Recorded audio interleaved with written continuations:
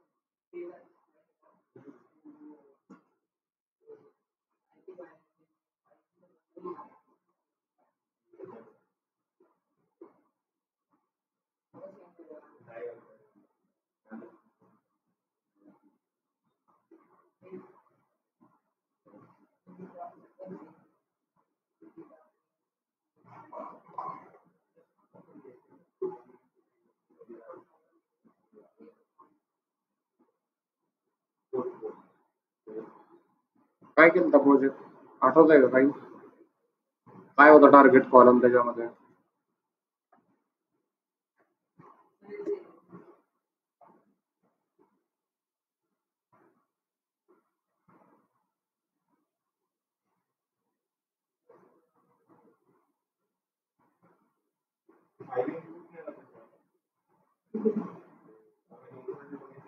File import होत नाहीये. Import केलं कशाने? इम्पोर्ट केल्यानंतर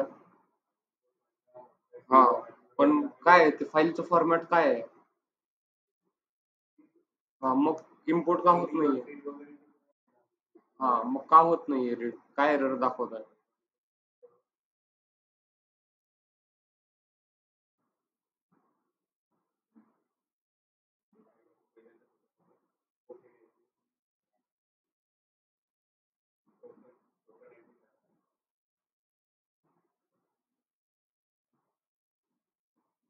फाईल ओपन करून बघा त्याच्यामध्ये काय आहे.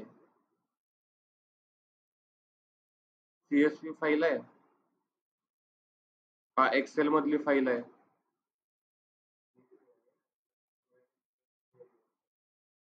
मला एक गोष्ट सांगा, तो जो प्रॉब्लेम आहे तो प्रॉब्लेम तुम्हाला मशीन लर्निंग यूज करायचा आहे का त्याच्यामध्ये त्यांनी NLP यूज केलेला आहे?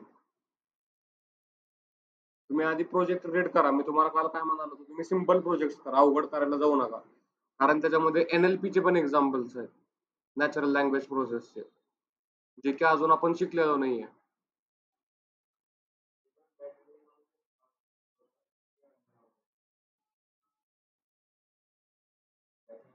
मी तुम्हाला काय विचारतोय, ठीक आहे, तो प्रोजेक्टची फाईल रीड होत नाहीये. मला तुम्हाला हे विचारायचं आहे की प्रोजेक्टचं एम काय होतं आणि प्रोजेक्ट तुम्हाला सॉल्व्ह करण्यासाठी काय अप्रोच सांगितला होता त्याच्यामध्ये? क्रिएट.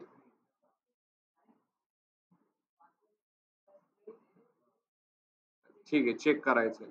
कसं चेक करायचंय? काय यूज करून चेक करायचंय?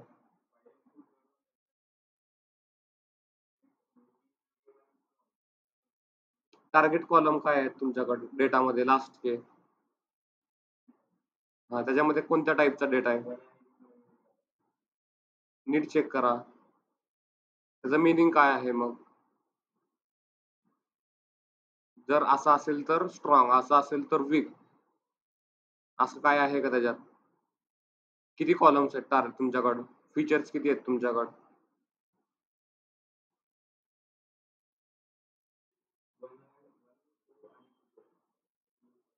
1 2. हा, ठीक आहे. तर अशा 3 कॅटेगरीमध्ये तुम्हाला तुमचा डेटा सेग्रिगेट करायचा आहे. ओके. तर तुम्ही काय यूज केलं त्याच्यामध्ये? डेटा रीड होत नाहीये. मग तुम्ही प्रोजेक्ट काय केलं डेटा रीड झाला नाहीये तर? सोडून दिला तिथं. म्हणजे तुम्ही ठीक आहे, मी बघतो ते प्रोजेक्ट झाल्यानंतर. पण मी तुम्हाला काय म्हणालो होतो, की एकदम सिंपल प्रोजेक्ट घ्या ज्याच्यामध्ये आपण जे मशीन लर्निंग यूज केलेली आहे तेवढी वापरता येईल. ठीक आहे, तर मला झाल्यानंतर दाखवा ते. आता आपण पुढचे अल्गोरिदम आपले स्टार्ट करूया, जे छोटेसच आहे.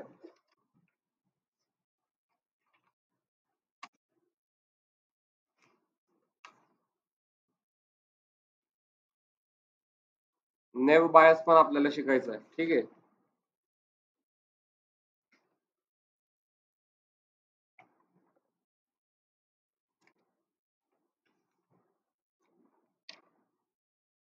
Support vector machine. तर मी काल सांगितल्याप्रमाणे आपण काय काल बोललो होतो याच्या बाबतीत, सपोर्ट वेक्टर मशीन बाबतीत? बोला. नाही. ओके.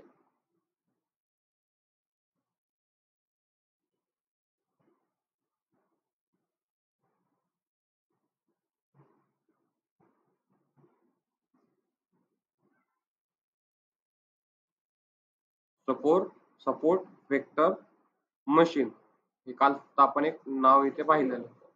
ओके. आता आपल्याला याच्यामध्ये पाहायचे आहेत दोन टाईपचे प्रॉब्लेम हा सॉल्व्ह करू शकतो. तर सिंपल कोणते असतील ते? सपोर्ट वेक्टर मशीन मध्ये हा दोन टाईपचे प्रॉब्लेम हा सॉल्व्ह करू शकतो. तर कोणते दोन टाईप असतील ते?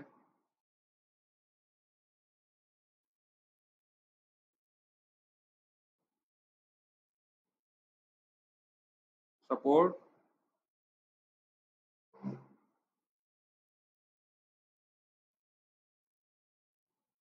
वेक्टर मशीन याच्या आतमध्ये हा दोन टाईपचे प्रॉब्लेम सॉल्व्ह करतो. कोणते दोन टाईप्स असतील? क्लासिफिकेशन आणि रिग्रेशन. क्लिअर? या दोन टाईपचे प्रॉब्लेम हा सॉल्व्ह करतो सपोर्ट वेक्टर मशीन. सिंपल आहे, याच्यात काही इश्यू नाही. ओके. तर आता आपण पुढे जाऊया. आता ना मी इथे एक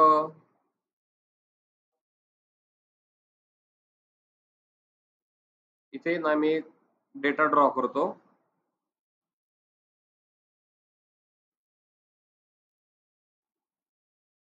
ठीक आहे.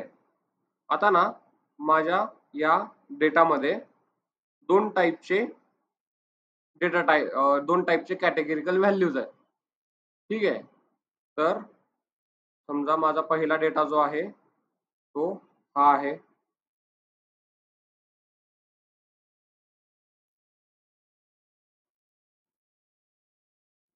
आणि माझ्याकडे जो दुसऱ्या टाईपचा डेटा जो आहे तो समजा या टाईपचा आहे.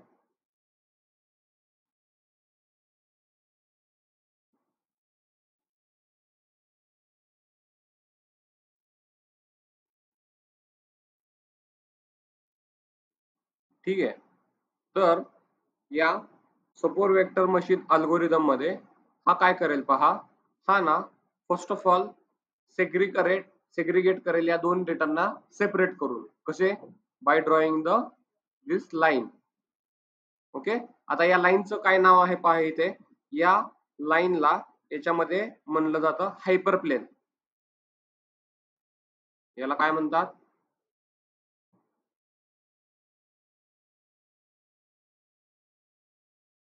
हायपरप्लेन असं याच्यामध्ये या लाईनला म्हणतात. ओके. पण याच्यामध्ये सपोर्ट वेक्टर मशीन मध्ये ही फक्त हायपरप्लेनच नाही ड्रॉ करत, याच्यासोबत या दोन्ही डेटांचा ही काय करते, या दोन्ही डेटांना ही मार्जिनल प्लेन पण एक ड्रॉ करते. आता व्हॉट इज मार्जिनल प्लेन? तर इथे ना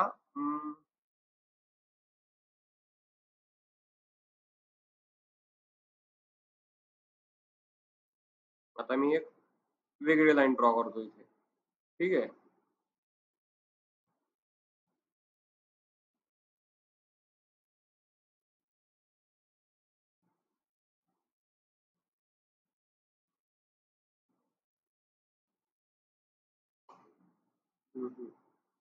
याला मी डॉटेड लाईन ड्रॉ शो करतो.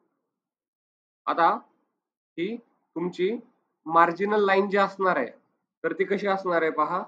तर इथे माझा डेटा स्टार्ट होतोय कॅटेगरीजचा या समजा हा माझा फर्स्ट डेटा पॉइंट आहे. तर या फर्स्ट डेटा पॉइंट जवळ ही बरोबर एक पॅरलल लाईन ड्रॉ करेल इथे. आणि समजा इथे याचा हा पहिला पॉइंट दिसतोय तर या पहिल्या पॉइंट जवळ ही पॅरलल लाईन ड्रॉ करेल. म्हणजे काय आहे, या मार्जिनल लाईनला याचा पहिला डेटा पॉइंट जिथे हा सापडतोय तो टच होतोय आणि या दुसऱ्याचा जिथे टच होतोय तिथे हा या मार्जिनल लाईनला टच होतोय. तर ही कोणती लाईन आहे?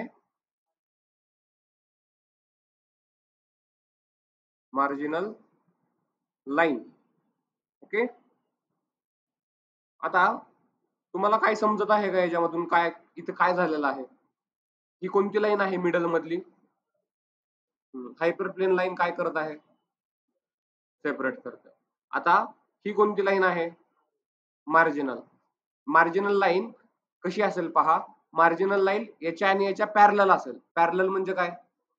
सेम सेम अँगलला असतील दोन्ही लाईन. बरोबर? काय? हा, नाही करणार इंटरसेप्ट कुठं. म्हणजे ही पण लाईन याच्या पॅरलल आहे आणि ही पण लाईन याच्या पॅरलल आहे. दोन्ही लाईनच्या अँगल सेमच आहे या लाईन प्रमाणे. क्लिअर? पण हा पॉइंट काय इथे शो करतोय? ही लाईन कोणत्या लाईनला ड्रॉ होत आहे? जिथे जिथे हा डेटा स्टार्ट होतोय. जिथे हा डेटा स्टार्ट होतोय आणि जो या खालच्या बाजूला डेटा स्टार्ट होतो ते हा मार्जिनल लाईन ड्रॉ करते.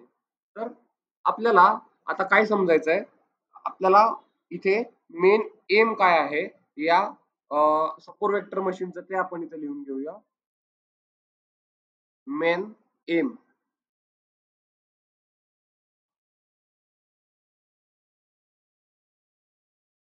M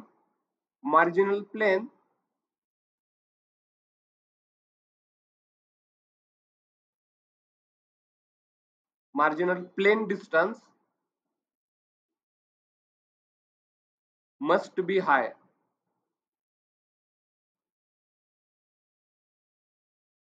must be high. तर याचा मीनिंग काय आहे पहा. मार्जिनल प्लेनचं जे डिस्टन्स असेल तर मार्जिनल प्लेन कोणता आहे? हे वालं, राईट. आणि इकडे हे वालं. म्हणजे याच्यापासून याचं जे डिस्टन्स असेल ते काय असलं पाहिजे? मॅक्सिमम. जास्त कावर पाहिजे? कारण जेवढं सेपरेट मी करू शकतो तेवढं माझा डेटा काय होईल? जेवढं लांब जाईल माझा तेवढा डेटा काय होईल? सेपरेट व्हायला मदत होईल. आणि ते डिस्टन्स इथून ते इथपर्यंत, इथून ते इथपर्यंत झालं. एवढंच आहे हे अल्गोरिदम. ठीक आहे. आता तुम्ही म्हणताल की सर हे शिकायचंय कशाला? पण तुम्हाला उद्या जाऊन असे काही प्रॉब्लेम येऊ शकतात ते तुम्हाला सॉल्व्ह करावे लागतील. याच्यामुळे खूप कमी असतील, खूप कमी असतील. जास्तीत जास्त आपण random forest, decision tree, linear, logistic हे वालेच अल्गोरिदम यूज करणार आहोत. पण तुम्हाला माहित असलं पाहिजे की याचं मिनिंग काय आहे. तर याचं मिनिंग काय आहे? याचं फक्त एकच पर्पज आहे की हे मार्जिनल प्लेनचं डिस्टन्स काय असलं पाहिजे? मॅक्सिमम. संपलं. आता याचं मिनिंग कळालेलं आहे का तुम्हाला? हे डिस्टन्स काय आहे? डिस्टन्स कोणाच्या मधला आहे? हायपरप्लेन टू मार्जिनल लाईन. हे डिस्टन्स काय असलं पाहिजे? जास्त असलं पाहिजे. आणि जेवढं जास्त डिस्टन्स असेल त्याचा अर्थ काय होईल? तेवढा डेटा आपण सेपरेट करण्यात सक्सेसफुल होतोय. क्लिअर? ओके. तर हे असे आहे अल्गोरिदम. तर तुम्ही त्याचा एम लिहून घेतलेला आहे का? ओके. आता या मार्जिनल प्लेनचे आपल्याला काही ते फॉर्म्युलेज बघायचे. ठीक आहे. तर ते फॉर्म्युलेज आपण इथे लिहून घेऊया. मला एक गोष्ट सांगा, तुम्ही हे इक्वेशन कुठं पाहिलेलं आहे?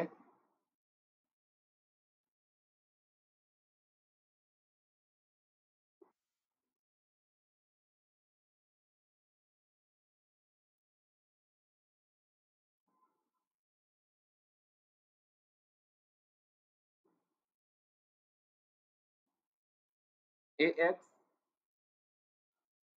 Plus by plus c is equal to 0. कुठं पाहिलेलं आपण हे? इक्वेशन ऑफ लाईनचं इक्वेशन असतं हे y is equal to mx plus c, बरोबर. तर ax plus by plus c हे पण त्याच्या सिमिलरच आहे इक्वेशन, बरोबर. आता इथे पहा, याला जर डेरिवेट केलं त्याने याच्यासाठी y is equal to w transpose of p, p म्हणजे इथे वरती w transpose of x plus b, तर त्याच इक्वेशनला त्यांनी सेग्रिगेट केलं तर ते असं पुढे बनतं. ओके. आणि हेच आहे आपल्या मार्जिनल लाईनचं इक्वेशन. आता मला मॅक्सिमाइज काय करायचं आहे?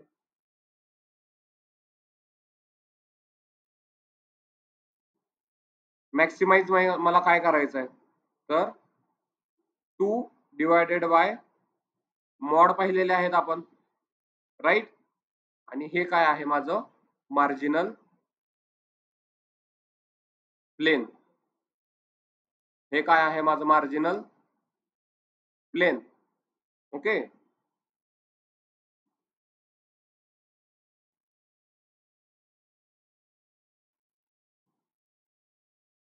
आता आपल्याला फॉर्म्युला माहित आहे, बरोबर. तर त्या फॉर्म्युलाच्या हेल्पने आपण आता एक सुपर वेक्टर मशीन ड्रॉ करूया.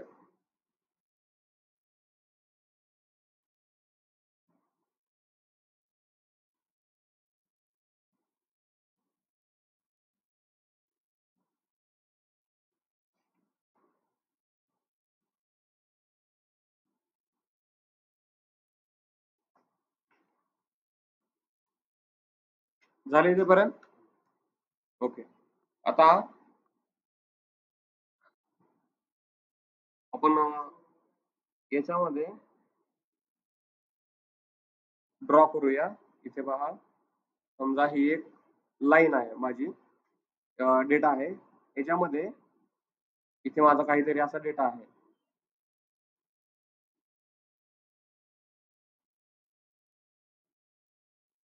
आणि दुसरा जो आहे तो माझा असा आहे.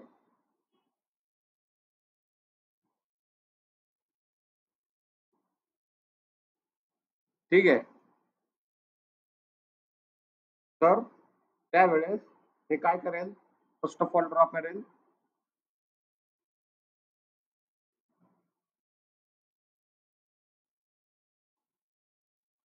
मार्जिनल, काय असेल हे? हे काय आहे? हायपर प्लेन आहे हे. मेन लाईन जी असते ती काय असेल माझी? Hyper plane. आणि याच्यासोबतच पॅरलली जे इथे असेल ते काय असेल? मार्जिनल प्लेन, बरोबर. ओके. आणि हे जे डिस्टन्स असेल आणि हे जे डिस्टन्स असेल ते सेम असेल, हे डिस्टन्स सेम असेल. तर हे असे तुमचं तयार होईल तुमचं सुपर वेक्टर मशीनचे डेटा. ओके. क्लिअर इथेपर्यंत?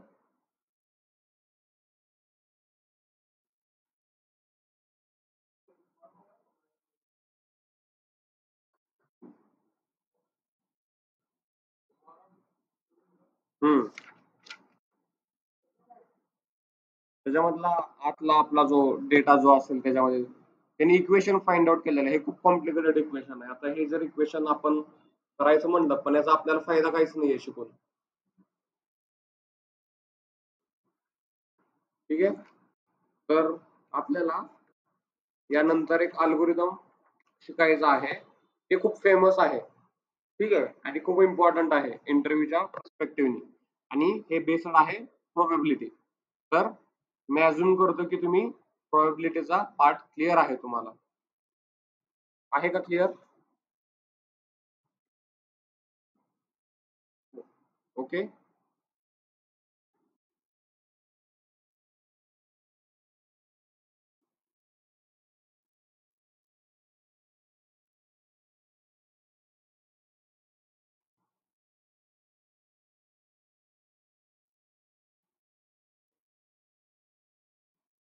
आपण प्रोबॅबिलिटी कुठे शिकलेला आहोत सांगा?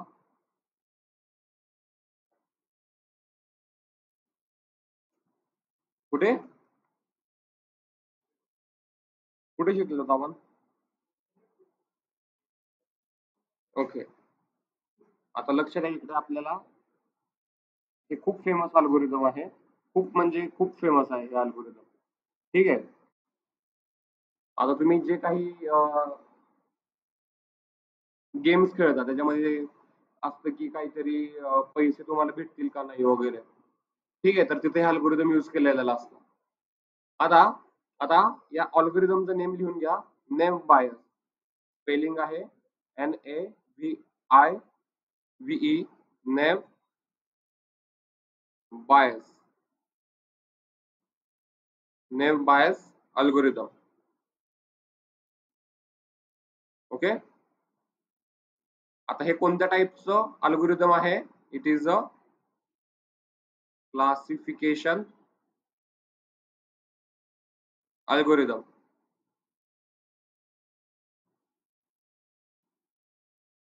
आता या नेव बायसचं इंट्युशन कसं असणार आहे पहा.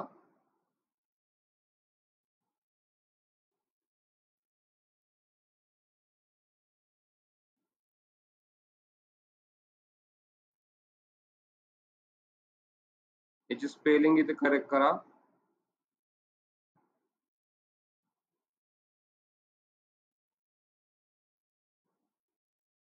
NAIVE. Naive bias. Naive bias intuition.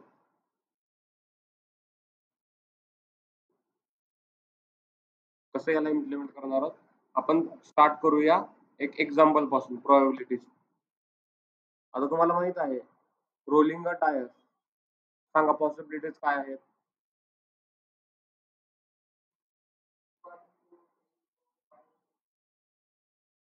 Right. 1, 2, 3, 4, 5, 6. These are the possibilities.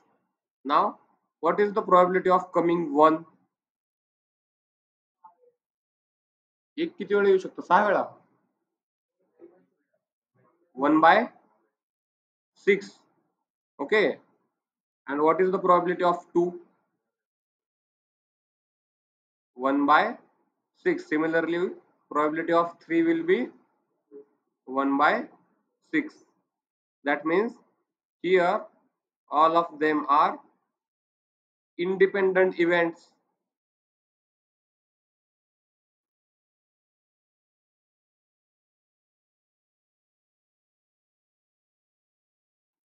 Right? आता डिपेंडंट इंडिपेंडन्स काय आहे? काय? ओके. असं आपण तेव्हा लिहून घेतलेलं आहे स्टॅट्स मध्ये. डिपेंडन्स म्हणजे हा म्हणजे तो मागच्या याच्यावर डिपेंडंट नाहीये, आणि इंडिपेंडंट म्हणजे तुझ्या मागच्यावर डिपेंड नाहीये, आणि डिपेंडंट म्हणजे तो मागच्या याच्यावरती डिपेंडंट आहे. जसं की आता आपण एक्झाम्पल पाहणार आहोत. ओके. डिपेंडंट इव्हेंट्स कसं असेल ते.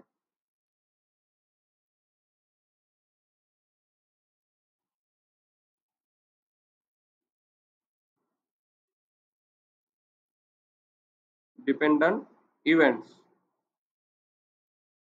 आता या डिपेंडंट इव्हेंट्स मध्ये आपण एक्झाम्पल घेऊया अगेन जे आपण लास्ट टाइम घेतले होते marbles.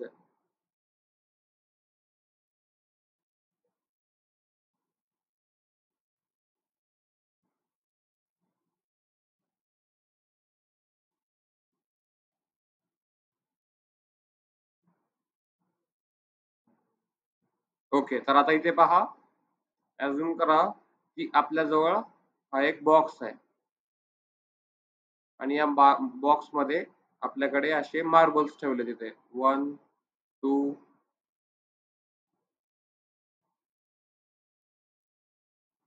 1 2 and 3.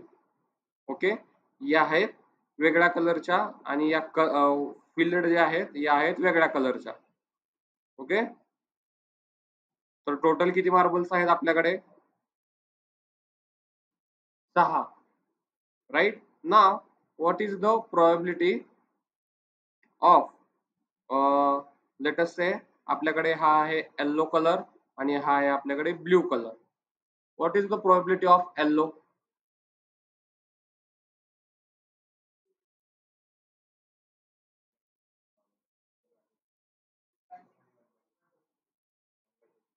3/6 means we have this 1 2 3 out of 6, that is 1/2, that is 50% accuracy.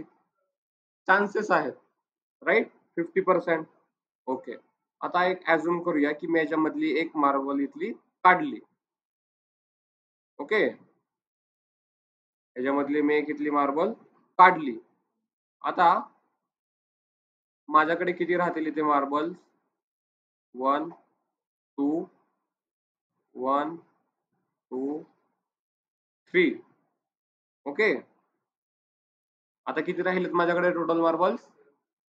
5. आता मला इथे प्रोबॅबिलिटी काढायची आहे ब्ल्यू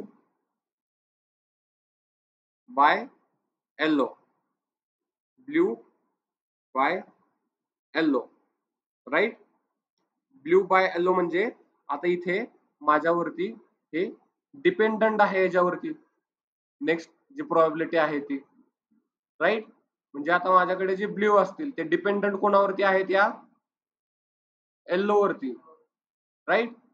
तर मला सांगा, आता माझ्याकडे जर मला याच्यामधले ब्ल्यू काढायची असेल तर माझी याच्यामध्ये ब्ल्यूची प्रोबॅबिलिटी काय आहे?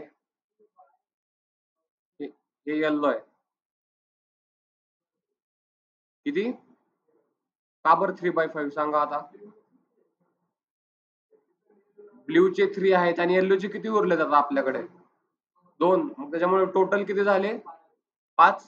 आणि आपल्याला ब्ल्यू जर त्याच्यामधलं काढायचं असेल तर म्हणजे हे आता डिपेंडंट आहे आपल्या प्रिव्हियस इव्हेंट वरती, जे की येल्लो होती, राईट. मग त्याच्यामुळे इथे काय होत आहे आपल्याकडे? आता आपण याचा मिनिंग घेऊया. Probability of blue, probability of blue considered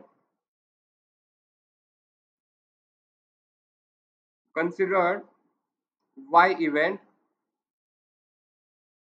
is already happened, is already happened.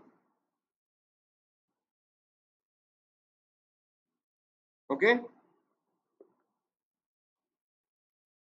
याचा तोच मिनिंग आहे. Probability of blue considered by Y event is already happen, म्हणजे ऑलरेडी आपल्याकडे ब्ल्यू हे कन्सिडर केव्हा केलं जाईल? जेव्हा वायचा हे इव्हेंट ऑलरेडी हॅपन झालेल्या नंतर, राईट. नेक्स्ट त्या स्टेप मध्ये. ओके, तर आता हे जे इक्वेशन आपण कसं लिहू शकतो? तर ते इक्वेशन पहा. Probability of yellow and blue हे कशी असेल?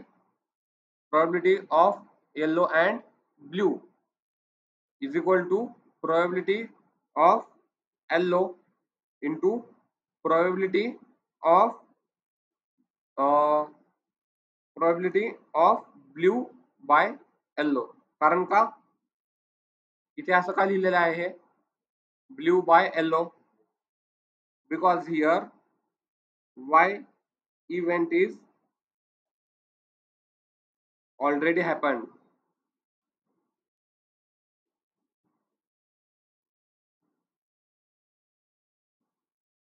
कारण का इथे आपण ऑलरेडी येल्लो काढलेली आहे त्याच्यामधली, म्हणजे तो इव्हेंट झालेला आहे ऑलरेडी, राईट. त्याच्यामुळे ही प्रोबॅबिलिटी अशी येणार आपली.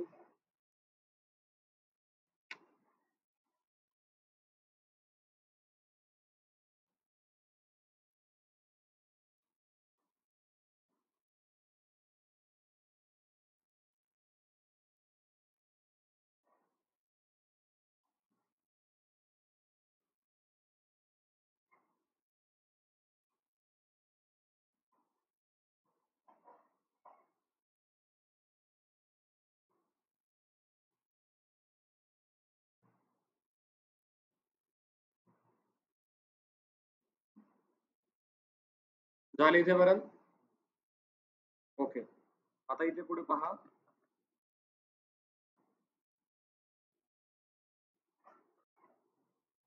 Dependent event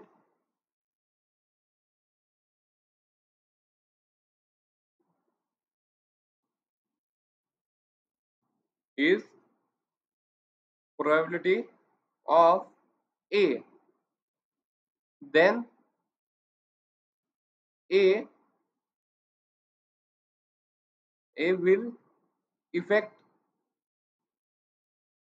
on probability of B, right. त्याचा मिनिंग हाच आहे डिपेंडंट इव्हेंटचा. पहिल्यांदा ए होईल आणि ए झाल्यानंतर हे बी वर अफेक्ट करेल ए.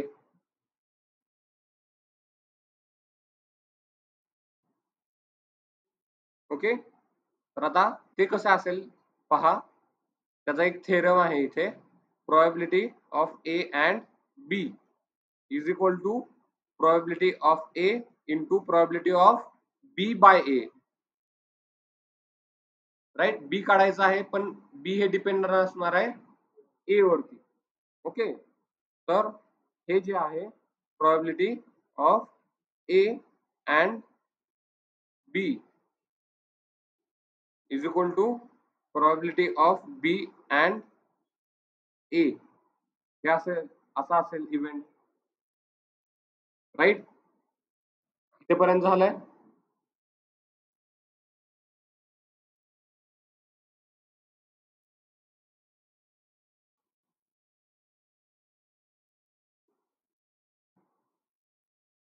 खूप सिंपल आहे. आपण जे स्टॅट्स मध्ये शिकलोय तोच पार्ट आहे रिपीट, इकडे फक्त प्रूव्ह करतोय आपण याला.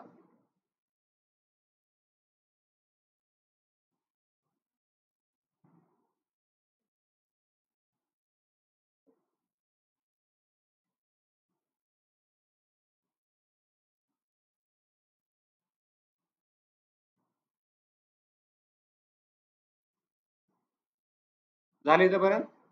ओके. आपल्याला आता हे प्रूव्ह करायचंय. तर ते कसं प्रूव्ह करणार आपण? आता इथे प्रूव्ह करण्यासाठी आपण असं लिहिणार, probability of A into probability of B by A is equal to probability of B into probability of A by B. याचं मिनिंग काय आहे? इथे बी इव्हेंट पहिल्यांदा घडतोय, त्याच्यानंतर ए इव्हेंट घडतोय, मग त्याच्यामुळे ए ची प्रोबॅबिलिटी काय असेल? ए बाय बी. हे क्लिअर आहे. इकडे याच्या उलटा आहे प्रोबॅबिलिटी ऑफ ए आणि इकडे काय आहे? Probability of B by A. Okay. आता याला जर मी सेग्रिगेट केलं तर ते कसं होईल? Probability of B by A is equal to probability of B into probability of A by B, आणि याच्या खाली जर मी पार्ट घेतला प्रोबॅबिलिटी ऑफ ए चा, हे ए इकडं शिफ्ट केलं तर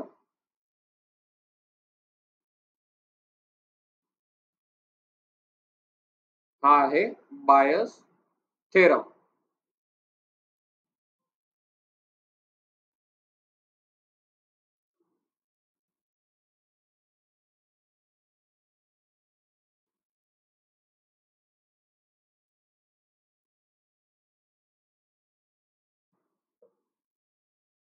आता आपण हे प्रूव्ह केलेलं आपल्याकडे फॉर्म्युला आहे. ओके. तर आपण काय करूया, याच्यावरती आपण प्रॉब्लेम सॉल्व्ह करूया. उद्या आपण काय करूया, याच्यावरती एक रिअल टाइम आपण याच्यावरती इव्हेंट आपण सॉल्व्ह करूया आणि त्याची प्रोबॅबिलिटी कशी काउंट केली जाईल याचा आपण एक रिअल एक्झाम्पल पाहूया. ओके. तर आपल्याकडे प्ले टेनिसचा डेटा आहे. हा प्ले टेनिसचा डेटा आपण लास्ट टाइम कुठे पाहिला होता?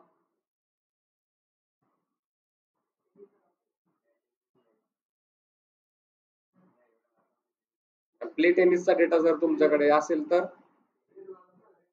हा, बरं कोणत्या अल्गोरिदम मध्ये घेतला होता बरं ते सांगा आता. डिसिजन ट्री मध्ये घेतला होता आपण, डिसिजन ट्री शिकत असताना. जर माझ्याकडे हे अशा कॅटेगरीचा डेटा असेल तर मी टेनिस खेळू शकतो का नाही?